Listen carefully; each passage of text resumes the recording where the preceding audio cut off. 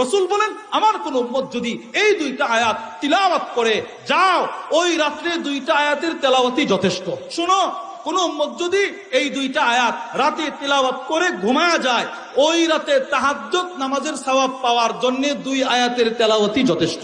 ওই রাত্রে যত ধরনের মুসিবত, ওই মুসিবত থেকে হেফাজত থাকার জন্য দুইটা আয়াতের তেলাওয়াতই যথেষ্ট। আল্লাহর রাসূল বলেন আমার কোন উম্মত যদি এই দোয়াটা একবার পড়ে, তার গুনাহ যদি সমুদ্রের ফেনা পরিমাণ হয় মাপ।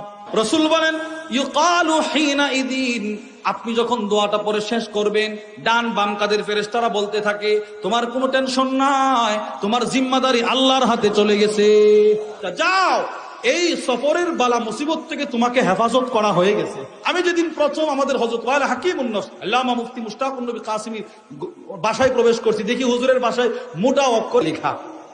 আমি হুজুরে বলি হুজুর এটা তো জান্নাতের সম্পদ। আমি হুজুরে সরাসরি বলি, হুজুর মুস্কি মুস্কি হাসে। এজন্য যদি পারেন এটা ঘরে লিখে রাখবেন, নিজের ছেলেকে শিখাবেন, নিজের মেয়েকে শিখাবেন। দুনিয়ার সম্পদ এটার পিছনে আমি পড়বো না, রব আমাকে যা দিবেন তাতেই সন্তুষ্ট থাকা, বলেন ইনশাআল্লাহ। এগুলো আমরা শিখবো। যদি শিখি আমার কবর হবে আলোকিত, যদি শিখি আমার মিজান হবে টেনশন মুক্ত, যদি শিখি আমার ফুলসরাতের পুল হবে চিন্তা মুক্ত। আল্লাহর রাসূল বলে শোনো জুয়াইরিয়া, লাকাদ কুলতু বা'দাকি আরবা কালিমাত সালাসা মাররাত, আমি তোমার ঘর থেকে বের হয়ে ফজরের নামাজ পড়ায়া একটা দোয়া 3 বার পড়ছি, 3 বার। তোমার 7 ঘন্টার ইবাদত যদি মিজানের এক পাল্লায় রাখা হয়, অপর পাল্লায় যদি আমি নবীর সেই দোয়াটা রাখা হয়, শোনো শোনো আমার দোয়ার পাল্লাটা ভারী হয়ে যাবে। রাসূল বলেন জুয়াইরিয়া, আমার এই এক দোয়া তোমার 7 ঘন্টার ইবাদতের চাইতে বেশি দামি। আমাদের হযরত ওয়ালা আরিফ বিল্লাহ হাকিমুন নফস আল্লামা মুফতি মুশতাকুন নবী কাসিমি বলেন সুবহানাল্লাহ পৃথিবীতে একটা শব্দ, 7 আকাশ 7 জমিন যদি এক পাল্লায় রাখা হয়, আর সুবহানাল্লাহর সিনের সওয়াবটা যদি আরেক পাল্লায় রাখা হয়, হযরত বলেন ওই পাল্লাটা বেশি ভারী হবে।